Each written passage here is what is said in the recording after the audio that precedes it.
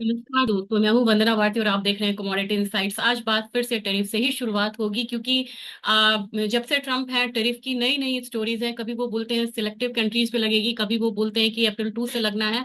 अब उन्होंने नया जो बोला है, उन्होंने बोला है कि ऑटो टैरिफ के बारे में, उन्होंने जो बोला है उस पे एक अच्छा खासा इम्पैक्ट जो है वो देखने को तो जरूर मिला है।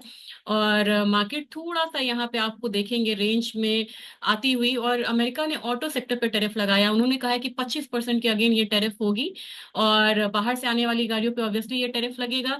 और बहुत सारी चीजें हैं कि यूएस से बाहर बने हल्के वाहन ट्रक कार पे ये टैरिफ होगी। कब से लागू होगा? तो ये होगा आपको 2 अप्रैल से होगा। और सभी देशों पे जो रेसिप्रोकल टैरिफ है ये यहाँ पे 2 अप्रैल से लागू होगा। ये भी चीज यहाँ पे उन्होंने अभी तक तो उन्होंने कंटिन्यू ही करा है। अब वीकेंड में क्या होता है ये हमें देखना है। और टिकटॉक पर चीन की टैरिफ में कटौती संभव है। ऑटो टैरिफ अस्थाई है, यानी कि इसमें मतलब कि कोई परमानेंट मतलब टैरिफ रहेगा, इसमें कोई उतार चढ़ाव नहीं होगा, ये भी एक बात है। और इन इतनी चीजों के बाद मार्केट में अब एक चीज तो समझ में आ गई है कि गोल्ड में जब भी हल्की गिरावट होगी तो फिर से जो बाइंग है वो रिटर्न आएगी। तो गोल्ड में आप ये सोचना अभी बहुत ज्यादा हो जाएगा कि गोल्ड में आपको बहुत तेज गिरावट आ सकती है या आपको 80,000 का लेवल मिलेगा। एक कमेंट आया था, उन्होंने कहा था कि बाजार में बात हो रही है 65,000 के लेवल्स की गोल्ड में। इन सब चीजों से हमें यहाँ बच के रहना होगा। आज के दिन में देखें कि इस सब तरीके के बदलाव से या उनके स्टेटमेंट से मार्केट बहुत ज्यादा मूव करती है। डॉलर इंडेक्स में एक हम लोग फॉल आता हुआ देख रहे हैं। और डॉलर इंडेक्स में जो एक बढ़त आ रही थी वो यहाँ पे पॉज हो गया है। अब वो कह रहे हैं कि गोल्ड रिजर्व को सेल करके वो बिटकॉइन में निवेश करेंगे। इसकी बाद भी बिटकॉइन में आपने बहुत ज्यादा मूवमेंट आता हुआ नहीं देखा है। एक टाइम आएगा जब यहाँ पे बाजार ट्रम्प के स्टेटमेंट्स पे बहुत ज्यादा रिएक्शन देना यहाँ पे बंद कर देगा। अब आप देख रहे हैं कि डॉलर इंडेक्स में आज गिरावट है। और गिरावट आपको डाउ जोन्स में भी है, गिरावट आपको एसएनपी में भी है। विक्स बढ़ा हुआ है, विक्स अगेन 18.33 है। और साथ में आपको जो बढ़ा हुआ है वो थोड़ा सा अपसाइड में ही है, लेकिन ट्रेजरी भी अपसाइड है। तो इसकी वजह से आप देखेंगे कि एक फिर से जो बाइंग है वो गोल्ड में रिटर्न आई है। गोल्ड में जो स्पॉट गोल्ड है ये करीब करीब $3,022 के करीब ट्रेड हो रहा है। और मैं आपसे फिर हाई ही मेंशन करना चाहूंगी कि क्योंकि फिर ये अपनी रिकॉर्ड तेजी की तरफ है। और स्पॉट गोल्ड का जो हाई है वो 3057, यानी कि हम इसे $3,060 ही मान के चल लेते हैं। तो $3,060 के पास अब फिर से जा रहा है गोल्ड। तो क्या इस पर रिकॉर्ड हाई के पास जाएगा या वहां पे एक थमता हुआ नजर आएगा? अगर आप फ्यूचर्स की बात करें तो फ्यूचर्स में भी आप देख सकते हैं कि काफी ज्यादा जो अपसाइड है वो उसने मेंटेन करा हुआ है। और यहाँ पे जो रिकॉर्ड हाई लगा था ये था 3065 का। और अभी ये ट्रेड हो रहा है करीब करीब 3040 के लेवल पे, यानी कि सिर्फ $25 नीचे है अपने रिकॉर्ड हाई से। अगर यहाँ पे इकोनॉमिक डेटा सेंटिमेंट्स खराब आता है, $10 से $15 के उछाल को गोल्ड में आता हुआ हम आसानी से देख सकते हैं। हमारे बाजार की बात की जाए तो यहाँ पे गोल्ड 87,995 के करीब ट्रेड हो रहा है। क्योंकि हमारे उससे अब थोड़ा सा दूर है गोल्ड, क्योंकि रुपी काफी अप्रिशिएट हुआ है। तो अपसाइड आएगा भी आपको तो 88,500 से लेके 88,700 तक अपसाइड आ सकता है। अपना जो सपोर्ट रहेगा वो अगेन जो लो लगा था 87,235 का वो रहना चाहिए। और आज के दिन का बायस थोड़ा सा अपसाइड है, इसको बिल्कुल ध्यान में रखेंगे। सिल्वर में भी अब एक अपसाइड जो है वो देखने को मिल रहा है। और नेक्स्ट अब यहाँ पे फिर से हम टारगेट कर सकते हैं $36। $36 को, क्योंकि इसमें 33.15 के करीब वहां से ये कमोडिटी गई और एक रिवर्सल आता हुआ हम लोगों ने देखा है। तो अगेन 34.35 के करीब है। $36 could be the next upside. और सपोर्ट हमारा फिर से 31.35 ही रहेगा। हमारे बाजार में 99,640, यानी कि फिर से 1 लाख तक जाने की बात जो है वो मादा दिख रहा है फिर से सिल्वर में। तो कल जो हाई लगा था वो कल कल का हाई ऑलरेडी 1 लाख लग चुका है। उसको ही मान के चलिए आज के दिन का हायर साइड। और उससे भी ऊपर आती है एक कमोडिटी तो फिर हम 1,05,000 का 500 का जो लेवल है वो आता हुआ यहाँ पे देख सकते हैं। क्रूड ऑयल में अब एक आपको पॉज आता हुआ दिख रहा है। करेक्शन पे बाइंग करनी होगी और बाइंग करें। ये अपसाइड में आप मतलब देख सकते हैं। अपसाइड लेवल आपको 6100 के करीब का रहेगा, वहां पे पॉज आता हुआ आपको जरूर दिखेगा एक बारी 6070 के करीब। तो अगर आपकी बाइंग पोजीशन है तो वो बढ़िया लेवल रहेगा जहां पे आप प्रॉफिट बुक करिए। और डाउनसाइड में इसका जो सपोर्ट है ये यहाँ पे 5950 का है, जरूर ध्यान में रखिएगा। नेचुरल गैस ऐसी कमोडिटी है, बिल्कुल इसने रेंज में ट्रैक करके रखा हुआ है। और नेचुरल गैस में एक न्यूज है जो आपसे मैं भूल गई आपसे शेयर करना, क्योंकि अब यहाँ पे रशिया यूक्रेन में बात हो रही है, तो जो ब्लैक सी रीजन है वहां पे अब एक सॉफ्ट स्टैंड स्टैंड होगा, और वहां से जो शिपमेंट्स है वो इजी है। अगर यहाँ पे यूक्रेन के थ्रू जो यूरोप में जो सप्लाई होता था नेचुरल गैस का, वो अगर स्मूथ हुआ तो नेचुरल गैस में आपको एक डाउन साइड देखने को मिलेगा। और डाउन साइड बहुत ज्यादा भी नहीं यहाँ पे नहीं है, डाउन साइड आपको हो सकता है करीब करीब 3.5 का। तो अगेन अगर अपसाइड है तो ये $4 की तरफ जा सकता है, और डाउन साइड फिलहाल फिलहाल में मुझे लग रहा है 3.73 का है।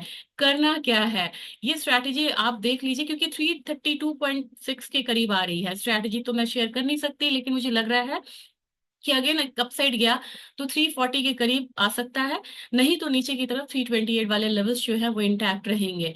जिंक, लेड, कॉपर, इन सब में कल हम लोगों ने भारी यहाँ पे गिरावट आता हुआ देखा था। कॉपर में एक अपसाइड आ रहा है, लेकिन मुझे लग रहा है 910 912 आता है तो आप एक बारी इसमें प्रॉफिट बुक कर सकते हैं। इसलिए क्योंकि बाई साइड में बहुत ज्यादा भी बने मत रहिए, रैली ओवर स्ट्रेच हो गई है। और आपसे मैं बताना चाहूंगी, क्योंकि यहाँ पे कॉपर में आप देख सकते हैं कि जो कॉपर का मेन जो कारण है बढ़ने का, वो सीएमई और एलएमई में जो डिफरेंस है, जो आर्बिट्रेज है, उसके थ्रू ही आपको यहाँ पे बढ़ रहा है। और अदरवाइज कॉपर में एक डाउनसाइड जो है वो देखने को मिल सकता है, क्योंकि चाइना में अभी थोड़ा सा स्मेल्टर्स जो है वो पॉज रहेगा, वो थोड़ा सा बंद रहेगा फॉर मेंटेनेंस रीजन। उसकी वजह से भी हम एक पॉज आता हुआ देख सकते हैं। तो अपसाइड आपको 910 912 भी मिलता है, तो वहां पे सेफली प्रॉफिट बुक करिए, क्योंकि आने वाला है हमारा लॉन्ग वीकेंड। और उसके बाद हमारे उसमें मतलब अगर वीकेंड में इनकी कोई स्टेटमेंट आ गई तो फिर मार्केट बहुत ज्यादा मूव हो जाती है। अब यहाँ पे है जिंक में एक अच्छी बढ़त देखने को मिली थी, लेकिन यहाँ पे धीरे धीरे पॉज आ रहा है। नीचे की तरफ आता है तो 276 के लेवल्स जो है वो तो हम देख सकते हैं। लेड में मुझे लग रहा है कि 184 तक फिर से जाने की कमोडिटी कोशिश करेगी, और क्रूड के उछाल की वजह से अब यहाँ पे और काफी ज्यादा डाउन साइड था। एक फ्रेश बाइंग आपको एल्यूमिनियम में निकल के आ रही है। एल्यूमिनियम में यहाँ पे हम 256 से लेके 256.7 तक के लेवल्स देख सकते हैं। लेकिन एल्यूमिनियम में मैं आपको एक बात बताऊं, टैरिफ की वजह से ये बढ़ा है। नहीं तो एल्यूमिनियम में पिछले साल इसके जो रॉ मटेरियल्स थे वो बाद में सस्ते हुए थे और इसका प्रोडक्शन बढ़ा था। तो प्रोडक्शन इसका बढ़ा है 24 में, इस बात को हमको ध्यान में रखना होगा और तभी इसमें ट्रेड करनी होगी। अब बारी है यहाँ पे एग्री काउंटर की। एग्री काउंटर में जीरा जो है काफी ज्यादा अपसाइड मूव दिखाया है। इसमें 23,500 मैं बोली थी, मुझे लग रहा है कि ग्रेजुअली जीरे में 23,500 यहाँ पे आएगा। और होप सो यहाँ पे किसान भाइयों को एक अच्छा अमाउंट मिलेगा। मुझे लग रहा है प्राइसेस एक बार 24,000 24,800 तक आएगा, लेकिन पार्शियल आपको यहाँ पे प्रॉफिट जो है वो बुक करना चाहिए। टर्मरिक की बात की जाए तो टर्मरिक में मुझे लग रहा है कि 13,600 14,000 तक के जो लेवल्स है वो देखने को मिलेगा। धीरे धीरे ही सही, लेकिन धनिया यहाँ पे अभी डाउन साइड दिखा रहा है, लेकिन डाउन साइड लिमिटेड है। 7750 एक बहुत क्रूशियल सपोर्ट है, इसको तोड़ेगा तभी हम यहाँ पे धनिया में फर्दर फॉल मानेंगे।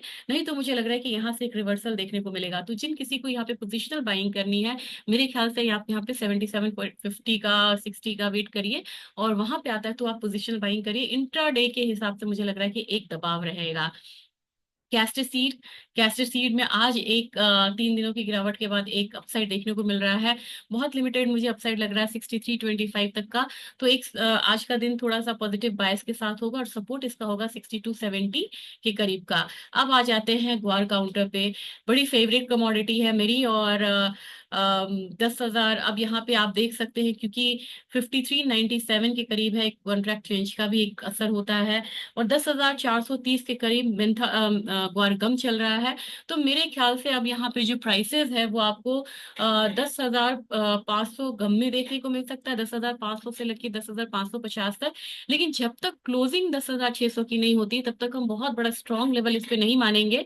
और ग्वारसीट में भी 5397 के करीब है, 5093 के करीब है, 5450 मुझे लग रहा है कि अल्टीमेटली एक जो रैली में है, उस रैली में 5450 का जो लेवल है वो आता हुआ हम देख सकते हैं। तो धीरे धीरे ही सही, और ए वन साइडेड मूव ना दिखाते हुए ग्वार यहाँ पे अपसाइड के का रुख ले रहा है। अब यहाँ पे आप कहेंगे कि बार बार तो करेक्शन आ ही रहा है, तो नया क्या हो रहा है?